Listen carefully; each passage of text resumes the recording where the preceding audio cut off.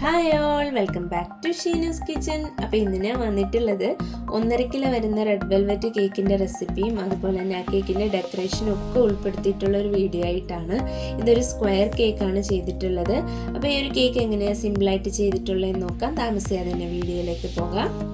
ആദ്യം തന്നെ ഈ കേക്കിന് വേണ്ടിയിട്ടുള്ള ഡ്രൈ ഇൻഗ്രീഡിയൻസ് അരിച്ചെടുക്കാനായിട്ട് ഒരു ബൗളിലേക്ക് ഒരു അരിപ്പ വെച്ച് കൊടുത്തതിന് ശേഷം അതിലേക്ക് 1.5 കപ്പ് മൈദ എടുത്തിട്ടുണ്ട്. അതുപോലെ തന്നെ 1.5 ടീസ്പൂൺ ബേക്കിംഗ് പൗഡറും എടുത്തിട്ടുണ്ട്. ഇത് രണ്ടും കൂടിയിട്ട് നല്ലതുപോലെ ഒന്ന് അരിച്ചെടുക്കണം. അപ്പോൾ ഒട്ടും കട്ടകളില്ലാത്ത രീതിയിൽ നല്ലതുപോലെ ഫൈനായിട്ട് അരിച്ചെടുക്കാം. അപ്പോൾ അത് അരിച്ചെടുത്തതിന് ശേഷം ഒന്നും കൂടിയിട്ട് നന്നായിട്ടൊന്ന് മിക്സ് ചെയ്തിട്ട് അതൊന്ന് മാറ്റി വെക്കാം. ഇനി നല്ല ക്ലീൻ ആയിട്ടുള്ള ഒരു ബൗൾ എടുത്തിട്ടുണ്ട്. ഒട്ടും തന്നെ വെള്ളത്തിൻ്റെ അംശമൊന്നും ഇല്ലാത്ത ഒരു ബൗളിലേക്ക് ഒരു 6 കോഴിമുട്ട എടുത്തിട്ടുണ്ട്. അതുപോലെ അതിലേക്ക് 2 ടീസ്പൂൺ വാനില എസൻസ് ചേർത്ത് കൊടുക്കുകയാണ്. അടുത്തതായിട്ട് പഞ്ചസാരയാണ് ചേർത്ത് കൊടുക്കാനുള്ളത്. ഞാനിവിടെ 1/4 കപ്പ് പഞ്ചസാരയും അതുപോലെ തന്നെ 1/2 കപ്പിൽ നിന്ന് കുറച്ച് കുറവായിട്ടുള്ള പഞ്ചസാരയാണ് എടുത്തിട്ടുള്ളത്. അപ്പം നിങ്ങൾ പൊടിച്ച പഞ്ചസാരയാണ് ചേർക്കുന്നതെങ്കിൽ കറക്റ്റ് 1.5 കപ്പ് പഞ്ചസാര ചേർത്ത് കൊടുക്കാവുന്നതാണ്. ഇനി ഇതെല്ലാം കൂടിയിട്ട് നല്ലതുപോലെ ഫ്ലഫി ആയിട്ട് ബീറ്റ് ചെയ്തെടുക്കണം. എഗ്ഗിൻ്റെ യെല്ലോ ഷെയ്ഡൊക്കെ മാറി നല്ല വൈറ്റ് ഷെയ്ഡ് ആകുന്നത് വരെ നമുക്ക് ബീറ്റ് ചെയ്തെടുക്കാം. അപ്പം എഗ്ഗ് എത്രത്തോളം ഫ്ലഫി ആയിട്ട് ബീറ്റ് ചെയ്യുമോ അത്രത്തോളം കേക്ക് നല്ലതുപോലെ സോഫ്റ്റായി കിട്ടും. അതുപോലെ തന്നെ കേക്കിന് നല്ല ഹൈറ്റും നമുക്ക് കിട്ടും. ഇതിപ്പോൾ ഏകദേശം 6 മിനിറ്റോളം ഞാൻ ബീറ്റ് ചെയ്തിട്ടുണ്ട്. ഇനി ഇതിലേക്ക് ഒരു 1/4 കപ്പ് സൺഫ്ലവർ ഓയിലൂടെ ചേർത്തിട്ട് ഒന്നും കൂടി ഒന്ന് മിക്സ് ആക്കി എടുക്കാം. ഓവറായിട്ട് ബീറ്റ് ആക്കേണ്ട, ജസ്റ്റ് സ്മോൾ സ്പീഡിൽ ഇട്ടിട്ട് ഒന്ന് മിക്സ് ആക്കി എടുത്താൽ മതിയാകും. ഇനി നമ്മളിതിലേക്ക് സാധാരണ ചേർക്കുന്ന ബട്ടർ മിൽക്കാണ്.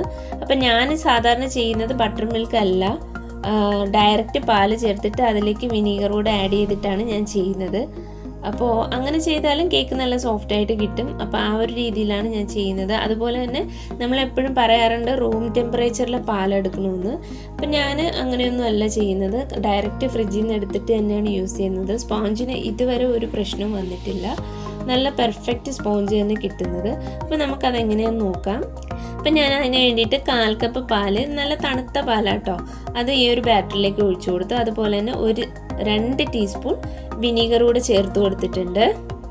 അത് രണ്ടും കൂടി ചേർത്തിട്ട് ഒന്ന് മിക്സാക്കി എടുത്തു. ജസ്റ്റ് ഒന്ന് മിക്സാക്കി എടുത്താൽ മതിയാകും. ഇനിയാണ് നമ്മൾ അരിച്ചു വെച്ചിട്ടുള്ള ഡ്രൈ ഇൻഗ്രീഡിയൻസ് ചേർത്ത് കൊടുക്കുന്നത്. അപ്പം അതും കൂടിയിട്ട് ഒന്നും കൂടി ഒന്ന് മിക്സാക്കി കൊടുക്കുക. ഓവറായിട്ട് ബീറ്റ് ചെയ്യാണ്ട് ജസ്റ്റ് ഒന്ന് മിക്സാക്കി എടുത്താൽ മതിയാകും. അപ്പോൾ ലാസ്റ്റ് ബാച്ച് ഡ്രൈ ഇൻഗ്രീഡിയൻസും കൊടുത്തിട്ടുണ്ട്, അതും കൂടി ഒന്ന് മിക്സാക്കി എടുത്തു. അപ്പോൾ നമ്മുടെ ബാറ്റർ ഏകദേശം ആയിട്ടുണ്ട്. ഇനി നമുക്കിതിലേക്ക് ജെൽ കളർ അല്ലെങ്കിൽ ലിക്വിഡ് കളർ ഏത് വേണമെങ്കിലും നിങ്ങൾക്ക് ആഡ് ചെയ്ത് കൊടുക്കാം. ഞാൻ കൂടുതലും കേക്കിൻ്റെ ബാറ്ററിൽ ലിക്വിഡ് കളറാണ് യൂസ് ചെയ്യുന്നത്. അപ്പോൾ ആ ഒരു അടപ്പിന് 2 അടപ്പ് ചേർത്ത് കൊടുത്തിട്ടുണ്ട്. കളറൊക്കെ നിങ്ങളുടെ ഇഷ്ടത്തിനനുസരിച്ചിട്ട് അളവിൽ വ്യത്യാസം വരുത്താം. അപ്പോൾ അതും ഒന്ന് മിക്സാക്കി എടുത്തിട്ടുണ്ട്. ഇനി ഇതിലേക്ക് മെയിനായിട്ട് ചേർത്ത് കൊടുക്കേണ്ടത് ഒരു 1/4 ടീസ്പൂൺ വരുന്ന 3 ടീസ്പൂൺ, അതായത് 1/4 ടീസ്പൂൺ എന്ന് പറയുമ്പോൾ 3/4 ടീസ്പൂൺ ബേക്കിംഗ് സോഡയും അതുപോലെ തന്നെ 1 ടീസ്പൂൺ വിനീഗറും കൂടി ചേർത്തിട്ട് ഒന്ന് മിക്സാക്കി എടുത്തിട്ടുണ്ട്. അപ്പോൾ നമ്മുടെ ബാറ്റർ ഇവിടെ റെഡി ആയിട്ടുണ്ട്. ഇനി നമുക്കിതിനൊരു ബേക്കിംഗ് ടിന്നിലേക്ക് മാറ്റാം. അതിന് മുന്നേയായിട്ട് ഒന്നും കൂടി ഒന്ന് സ്പാച്ചിൽ വെച്ചിട്ട് ഫോൾഡ് ചെയ്ത് കൊടുക്കാം. അപ്പോൾ അടിയിലോട്ട് കട്ടകളൊന്നും ഇല്ല എന്ന് ഉറപ്പ് വരുത്തിയതിന് ശേഷം നമുക്കിതൊന്ന് ടിന്നിലേക്ക് ഒഴിച്ചു കൊടുക്കാം. അപ്പോൾ ഞാനിവിടെ ഓൾറെഡി 9 ഇഞ്ച് സ്ക്വയർ ടിന്നാണ് എടുത്തിട്ടുള്ളത്. അത് നല്ലതുപോലെ ബട്ടർ പേപ്പറൊക്കെ ഇട്ട് ലൈൻ ചെയ്ത് വെച്ചിട്ടുണ്ടായിരുന്നു. അതിലേക്ക് ബാറ്റർ ഒഴിച്ചു കൊടുത്തിട്ടുണ്ട്. ഇനി നല്ലതുപോലെ ഒരു 2-3 തവണ ഒന്ന് ടാപ്പ് ചെയ്ത് കൊടുക്കാം. എയർ ബബിൾസൊക്കെ പുറത്തേക്ക് പോകാനായിട്ടാണ് അങ്ങനെ ചെയ്യുന്നത്. അപ്പോൾ ഈ ഒരു ടൈമിൽ തന്നെ ബാറ്റർ പ്രിപ്പയർ ചെയ്യുന്നതിന് തുടക്കത്തിൽ തന്നെ ഞാൻ എൻ്റെ ഓവൻ 150 ഡിഗ്രിയിൽ 10 മിനിറ്റ്സ് പ്രീ ഹീറ്റ് ചെയ്തിട്ടുണ്ടായിരുന്നു. അപ്പോൾ അതിലേക്കൊരു 35 to 40 മിനിറ്റ്സ് വെക്കുമ്പോഴത്തേക്കും നമുക്ക് കേക്ക് ബേക്കായി കിട്ടും. നിങ്ങളുടെ ടെമ്പറേച്ചറൊക്കെ ഓവൻ്റെ ടെമ്പറേച്ചറിനനുസരിച്ചിട്ട് നിങ്ങൾക്ക് ബേക്ക് ചെയ്തെടുക്കാവുന്നതാണ്. അപ്പോൾ കറക്റ്റ് ഒരു 40 മിനിറ്റ്സ് കഴിഞ്ഞപ്പോൾ എനിക്ക് കേക്ക് നല്ലതുപോലെ ബേക്കായി കിട്ടിയിട്ടുണ്ട്. ഇതിപ്പോൾ അത്യാവശ്യം ചൂടിലാണ്. നമുക്കിതൊന്ന് ഡീമോൾഡ് ചെയ്തിട്ടൊന്ന് കട്ട് ചെയ്ത് ഞാൻ കാണിച്ചു തരാം. അപ്പം എന്തേ കണ്ടോ, ഞാനിപ്പോൾ ഇവിടെ ഡീമോൾഡ് ചെയ്തെടുത്തു. നല്ല സോഫ്റ്റ് ആയിട്ടുള്ളൊരു സ്പഞ്ചാണ്. നമ്മൾ തണുത്ത പാല് ചേർത്തെന്ന് വെച്ചിട്ട് നമ്മുടെ കേക്കിൻ്റെ സ്പഞ്ചിന് ഒരു വ്യത്യാസവും വന്നിട്ടില്ല. കണ്ടോ, നല്ല സോഫ്റ്റ് ആയിട്ടുള്ള സ്പഞ്ചാണ്. 3 ലെയറായിട്ട് തന്നെ ഞാനിവിടെ കട്ട് ചെയ്തൊക്കെ എടുത്തിട്ടുണ്ട്. ഇനി ഇത് വെച്ചിട്ട് നമുക്ക് കേക്ക് ലെയർ ചെയ്യണേ എങ്ങനെയാണെന്ന് നോക്കാം. അപ്പോൾ ഒരു കേക്ക് ചെയ്യാനായിട്ട് ഞാൻ correct 1.5 cup whipping cream beat ചെയ്തെടുത്തിട്ടുണ്ടായിരുന്നു. ഇനി ഒരു 2 kg വരുന്ന ബേസിലേക്ക് കുറച്ച് ക്രീം അപ്ലൈ ചെയ്തതിന് ശേഷം ഫസ്റ്റ് ലെയർ കേക്ക് വെച്ച് കൊടുത്തിട്ടുണ്ട്. അത് നല്ലതുപോലെ ഷുഗർ സിറപ്പ് വെച്ചിട്ട് വെറ്റ് ചെയ്തെടുക്കാം. ഇനി ഫസ്റ്റ് ലെയറിലേക്ക് നമുക്ക് ക്രീം ഇട്ട് കൊടുക്കാം. ഇനി ഈ ക്രീമിലേക്ക് ഞാൻ കുറച്ച് വൈറ്റ് ചോക്ലേറ്റ് ഗനാഷ് ആഡ് ചെയ്യാനായിട്ട് പോവാണ്. അപ്പോൾ ഇത് വന്നിട്ട് 2:1 റേഷ്യോയിലാണ് എടുത്തിട്ടുള്ളത്. ഗനാഷിൻ്റെ അളവൊക്കെ നിങ്ങളുടെ ഇഷ്ടാനുസരണം എടുക്കാവുന്നതാണ്. അപ്പോൾ ഇത് നിങ്ങൾക്ക് ഇങ്ങനെ ആഡ് ചെയ്ത് കൊടുക്കാൻ താല്പര്യമില്ലെങ്കിൽ ഓൾറെഡി ക്രീമിലേക്ക് ഗനാഷ് ആഡ് ചെയ്ത് മിക്സ് ചെയ്തിട്ട് ആ ഒരു ക്രീം നിങ്ങൾക്ക് ലെയറിൽ കൊടുത്താലും മതിയാകും. ഇനി ഞാൻ ക്രീം കൊടുക്കുന്ന ഈ ഒരു രീതിക്കാണ്. ആദ്യം എല്ലാ കോർണറിലേക്കും ഇതുപോലെ ക്രീം ഒന്ന് അപ്ലൈ ചെയ്ത് കൊടുക്കും. അപ്പോൾ അത് പ്രത്യേകം ശ്രദ്ധിക്കുക, ഈവനായിട്ട് തന്നെ എല്ലാ ഭാഗത്തേക്കും ക്രീം കൊടുക്കാനായിട്ട്. അപ്പോൾ ഫുള്ളായിട്ട് ക്രീം കൊടുത്തതിന് ശേഷം സൈഡ് പോർഷൻ ഒന്ന് ക്ലിയർ ചെയ്ത് കൊടുക്കണം. അപ്പോൾ ആദ്യമേ ഇങ്ങനെ സൈഡ്സ് എല്ലാം ക്ലിയർ ചെയ്ത് പോയാൽ നിങ്ങൾക്ക് ലാസ്റ്റ് കേക്ക് ഫിനിഷ് ചെയ്യുമ്പോഴത്തേന് അത് ഈസി ആയിരിക്കും.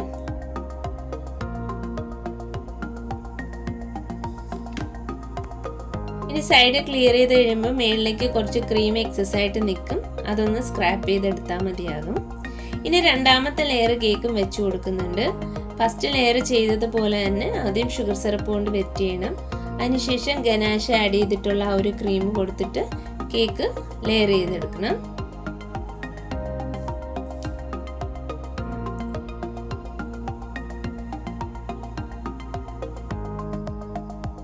അപ്പം ഞാൻ 2 രീതിക്ക് കേക്ക് ലെയർ ചെയ്യാറുണ്ട്. ഇതുപോലെ ക്രീമും ഗനാഷായിട്ട് മിക്സ് ചെയ്തിട്ടും ചെയ്യാറുണ്ട്. പ്ലെയിൻ ആയിട്ട് ക്രീം കൊടുത്തതിന് ശേഷം അതിലേക്ക് സ്ട്രോബെറി ക്രഷും കൊടുത്തിട്ട് ചോക്ലേറ്റ് ഗ്രേറ്റ് ചെയ്തതോ അല്ലെങ്കിൽ ചോക്ലേറ്റ് ചിപ്സോ ഒക്കെ കൊടുത്തിട്ടും ഈ 2 രീതിയിലും ഞാൻ കേക്ക് ലെയർ ചെയ്യാറുണ്ട്. ഇപ്പം ഏതെങ്കിലുമൊക്കെ കേക്കിൻ്റെ ഓർഡർ ഉണ്ട്, ഗനാഷിൻ്റെ ആവശ്യം ഉണ്ടെങ്കിൽ എപ്പോഴും ഗനാഷ് ഉണ്ടാവും. അങ്ങനെയാണെങ്കിൽ അത് വെച്ചിട്ടായിരിക്കും കൂടുതലും ചെയ്യുന്നത്. അല്ലെങ്കിൽ മാത്രമേ ഞാൻ സ്ട്രോബെറി ക്രഷും ചോക്ലേറ്റ് ഗ്രേറ്റ് ചെയ്തത് ഇട്ടിട്ട് ലെയർ ചെയ്യാറുള്ളൂ. അപ്പം ദേ കേക്ക് രണ്ടാമത്തെ ലെയറും ഫിനിഷ് ചെയ്തിട്ടുണ്ട്. ഇനി നമുക്ക് ഇതിൻ്റെ മേളിലേക്ക് മൂന്നാമത്തെ ലെയർ കേക്ക് വെച്ച് കൊടുത്തിട്ട് നല്ലതുപോലെ ഷുഗർ സിറപ്പ് കൊണ്ടിട്ട് ഒന്ന് വെറ്റ് ചെയ്തെടുക്കണം.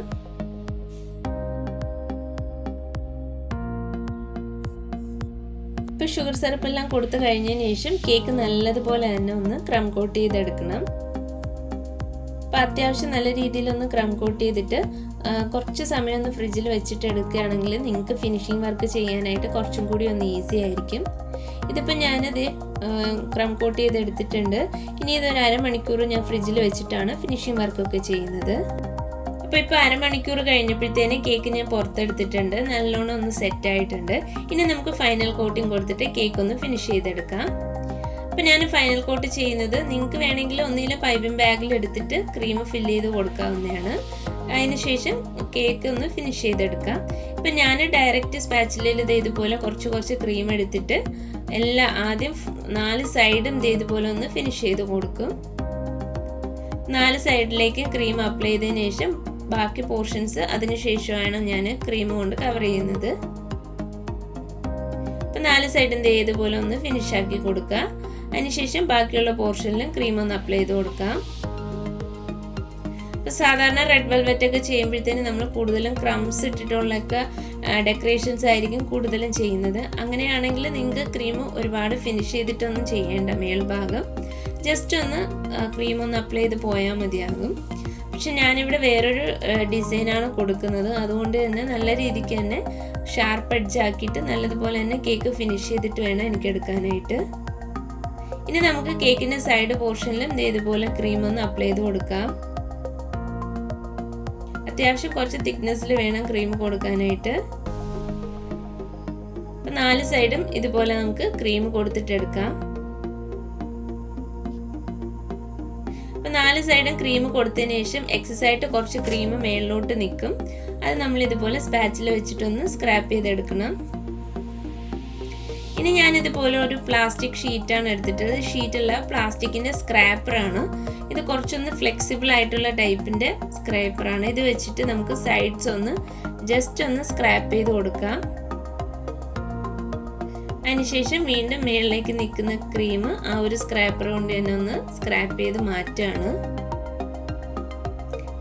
അപ്പോൾ ഇതാണ് ഇപ്പോഴത്തെ കേക്കിൻ്റെ ഒരു ലുക്ക് എന്ന് പറയുന്നത്. ഇനി നമുക്ക് ഒന്നും കൂടിയിട്ട് നല്ലതുപോലെ ഒന്ന് ഫിനിഷ് ആക്കി എടുക്കാം. അപ്പം ഞാൻ ഈ സ്ക്രാപ്പറും സ്പാച്ചിലും യൂസ് ചെയ്തിട്ടൊക്കെയാണ് ഈ കേക്ക് ഒന്ന് ഫിനിഷ് ആക്കി എടുക്കുന്നത്. അപ്പോൾ ഇത് ഇതുപോലെ സ്ക്രാപ്പർ പിടിച്ചിട്ട് വളരെ പതുക്കെ ഒന്ന് വലിച്ചിങ്ങനെ വിട്ടിട്ട് ആ എൻഡ് പോർഷനിൽ കൊണ്ടിട്ട് ഒന്ന് സ്റ്റോപ്പ് ചെയ്യുക. അതിനുശേഷം ആ എൻഡിലൊന്ന് അടുത്ത് വലിച്ചിട്ട് അടുത്ത എൻഡിലേക്ക് ഒന്ന് സ്റ്റോപ്പ് ചെയ്ത് കൊടുക്കാം. ഈ ഒരു രീതിയിലാണ് ഷാർപ്പ് എഡ്ജ് ആക്കി ചെയ്യുന്നത്.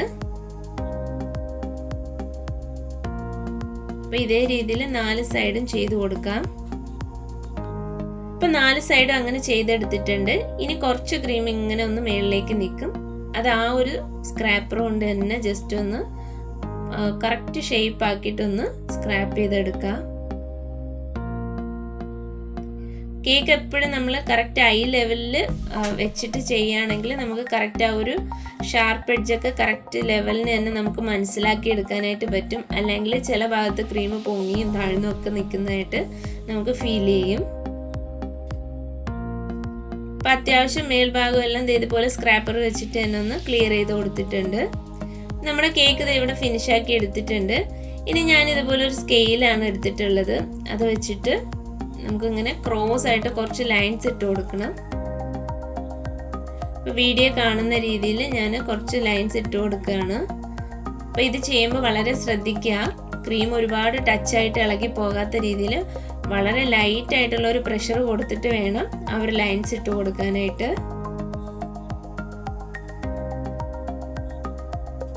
അപ്പോൾ ഈ ഒരു രീതിയിൽ തന്നെ ബാക്കി സൈഡ്സിലും ഇതുപോലെ ലൈൻസ് ഇട്ട് കൊടുക്കണം.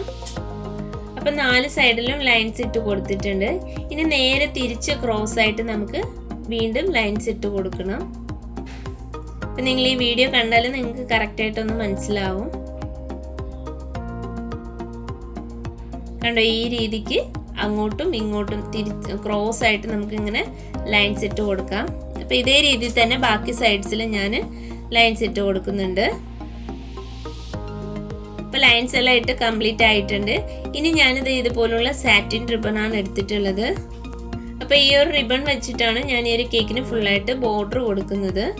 അപ്പോൾ ഇതുപോലെ റിബണൊക്കെ നമ്മൾ ഫിക്സ് ചെയ്യുമ്പോഴത്തേന് കേക്കിൻ്റെ ബാക്ക് സൈഡിൽ നിന്ന് വേണം റിബൺ ഒന്ന് അറ്റാച്ച് ചെയ്ത് കൊടുക്കാനായിട്ട്. അപ്പോൾ ഇതുപോലെ ഒരുപാട് പ്രഷർ കൊടുത്തിട്ട് വലിക്കരുത്, കാരണം ആ ഒരു ഷാർപ്പ് എഡ്ജ് ചെയ്ത് വെച്ചിട്ടുള്ള ആ കോർണേഴ്സൊക്കെ അതൊന്ന് മാറിപ്പോകും. അതുകൊണ്ട് വളരെ ലൈറ്റായിട്ട് വേണം റിബൺ ഒന്ന് വലിച്ച് ഇതുപോലെ കൈകൊണ്ടൊന്ന് അമർത്തി കൊടുക്കാനായിട്ട് ക്രീമിലേക്ക്. അപ്പം എക്സസ് ആയിട്ട് വരുന്ന ബാക്കി പോർഷൻ നമുക്കൊന്ന് കട്ട് ചെയ്ത് മാറ്റാം.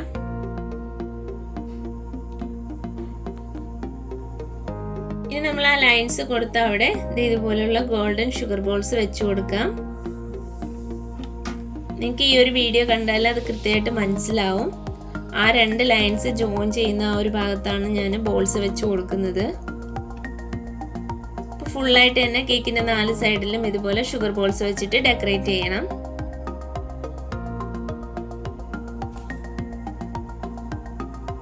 അങ്ങനെ ഫുള്ളായിട്ട് ഞാൻ എല്ലാ സൈഡിലും ഷുഗർ ബോൾസ് വെച്ച് കൊടുത്തിട്ടുണ്ട്. ഇനി ആ സെയിം സാറ്റിൻ റിബൺ വെച്ചിട്ട് ഞാൻ ഇതുപോലെ ഒരു ബോ ചെയ്തെടുത്തിട്ടുണ്ട്. അത് നമ്മുടെ ആ കേക്കിൻ്റെ ഫ്രണ്ട് പോർഷൻ വരുന്നതിൽ ഒരു സൈഡിലായിട്ടാണ് വെച്ച് കൊടുക്കുന്നത്. അത് നമ്മൾ ക്രീമിലേക്ക് ജസ്റ്റ് ഒന്ന് പ്രസ് ചെയ്ത് വെച്ചാൽ മാത്രം മതിയാകും, അത് ഫിക്സ് ആയിട്ട് അവിടെ ഇരുന്നോളും. ഇതുപോലെ വെച്ച് കൊടുത്തിട്ടുണ്ട്. ഇനി ഞാനിവിടെ കുറച്ച് റെഡ് കളർ വിപ്പിംഗ് ക്രീം എടുത്തിട്ടുണ്ട്. വിപ്പിംഗ് ക്രീമിലേക്ക് മാജിക് കളേഴ്സിൻ്റെ റെഡ് കളർ ഒരു ഡ്രോപ്പ് ചേർത്തിട്ടാണ് ഈ ഒരു കളർ എടുത്തിട്ടുള്ളത്.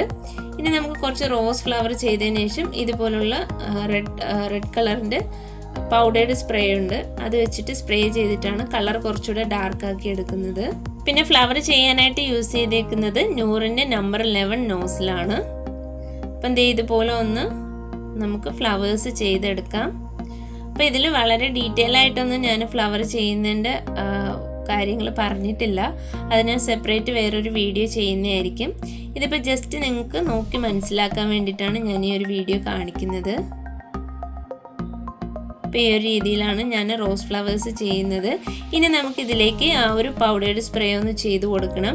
അപ്പോൾ എപ്പോഴും പൗഡർ സ്പ്രേ അതിൽ സ്പ്രേ ചെയ്ത് കൊടുക്കുമ്പോഴേക്കും കേക്കിൽ നിന്ന് മാറ്റി പിടിച്ചിട്ട് വേണം ചെയ്യാനായിട്ട്, അല്ലെങ്കിൽ ആ കേക്കിൽ മൊത്തം ആ ഒരു കളർ സ്പ്രെഡാവും. അപ്പം ഞാൻ സ്പ്രേ ചെയ്തെടുത്തിട്ടുണ്ട്. ഇനി ഇത് കേക്കിലേക്ക് ഒന്ന് വെച്ച് കൊടുക്കാം. ഇനി ഇതുപോലെ തന്നെ നമുക്ക് ബാക്കി ഫ്ലവേഴ്സും ചെയ്തെടുക്കാം. അപ്പോൾ ഒരു ഫ്ലവർ കൂടെ ചെയ്യുന്നതിൻ്റെ വീഡിയോ ഞാൻ കാണിക്കാം. ജസ്റ്റ് ആദ്യം ഒന്ന് റൊട്ടേറ്റ് ചെയ്ത് കൊടുക്കുക. അതിനുശേഷം ഇങ്ങനെ മേളിലൊന്ന് ഇങ്ങനെ ഒന്ന് വരച്ചു കൊടുക്കുക. ഇത് നമ്മൾ പ്രാക്ടീസ് ചെയ്താൽ എല്ലാവർക്കും തന്നെ ചെയ്തെടുക്കാനായിട്ട് പറ്റും. ഇനി നമുക്കതൊന്ന് സ്പ്രേ ചെയ്തിട്ട് കേക്കിലേക്ക് വെച്ചു കൊടുക്കാം.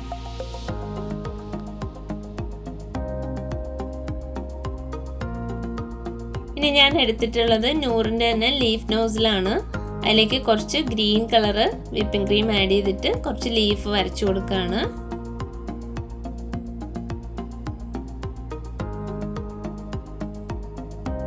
അപ്പോൾ ലീഫെല്ലാം വരച്ച് അത് കേക്ക് ഇങ്ങനെ സെറ്റ് ചെയ്ത് വെച്ചിട്ടുണ്ട്. ഇനി നോൺ എഡിബിൾ ആയിട്ടുള്ള 2 ബട്ടർഫ്ലൈ എടുത്തിട്ടുണ്ട്. അതൊന്ന് ജസ്റ്റ് ഒന്ന് സെൻറ്റർ പോർഷൻ ഒന്ന് ബെൻഡ് ചെയ്തിട്ട് എവിടെയാണോ വെക്കേണ്ടത് അവിടേക്കൊന്ന് ക്രീമിലേക്കൊന്ന് ഫിക്സ് ആക്കി കൊടുക്കാം. അപ്പോൾ 2 ബട്ടർഫ്ലൈയും വെച്ച് കൊടുത്തിട്ടുണ്ട്. ഇനി ഞാനിവിടെ ഫോണ്ടൻറ്റിൽ നെയിം എഴുതി വെക്കുന്നുണ്ട്. അതുപോലെ തന്നെ കുറച്ച് ഗോൾഡൻ ഷുഗർ ബോൾസും ഇട്ട് കൊടുക്കുന്നുണ്ട് കേക്കിൻ്റെ മുകളിലേക്ക്. അപ്പോൾ അത്രയും ചെയ്ത് കഴിയുമ്പോഴത്തേനും നമ്മുടെ കേക്ക് ഇവിടെ സെറ്റ് ആവും. അപ്പോൾ ഫോണ്ടൻറ്റിൽ എഡിബിൾ പെൻ ഇല്ലാതെ എങ്ങനെ നെയിം എഴുതാമെന്നുള്ളൊരു വീഡിയോ ഞാൻ ഓൾറെഡി അപ്ലോഡ് ചെയ്തിട്ടുണ്ട്. അതിൻ്റെ ലിങ്ക് ഞാൻ താഴെ ഡിസ്ക്രിപ്ഷനിൽ കൊടുക്കാൻ, കണ്ടിട്ടില്ലാത്തവരൊന്ന് കണ്ടു നോക്കിയാൽ മതിയാവും. അപ്പോൾ എൻ്റെ കേക്ക് ഇത് ഇവിടെ റെഡി ആയിട്ടുണ്ട്. വളരെ സിമ്പിളായിട്ട് എന്നാൽ കാണാൻ നല്ല ലുക്കുള്ളൊരു കേക്കാണിത്. അപ്പോൾ ഇന്നത്തെ ഈ ഒരു കേക്കിൻ്റെ റെസിപ്പിയും അതുപോലെ തന്നെ ഡെക്കറേഷൻ വീഡിയോ ഒക്കെ നിങ്ങൾക്ക് ഇഷ്ടമായെന്ന് വിശ്വസിക്കുന്നു. ഇഷ്ടമായ ലൈക്ക് ചെയ്യാനും ഷെയർ ചെയ്യാനും അതുപോലെ തന്നെ എൻ്റെ ചാനൽ സബ്സ്ക്രൈബ് ചെയ്യാനും മറക്കരുത്. നെക്സ്റ്റ് നല്ലൊരു വീഡിയോ ആയിട്ട് വരുന്നവരേക്കും എല്ലാവർക്കും bye bye. Thank you for watching Sheena's kitchen.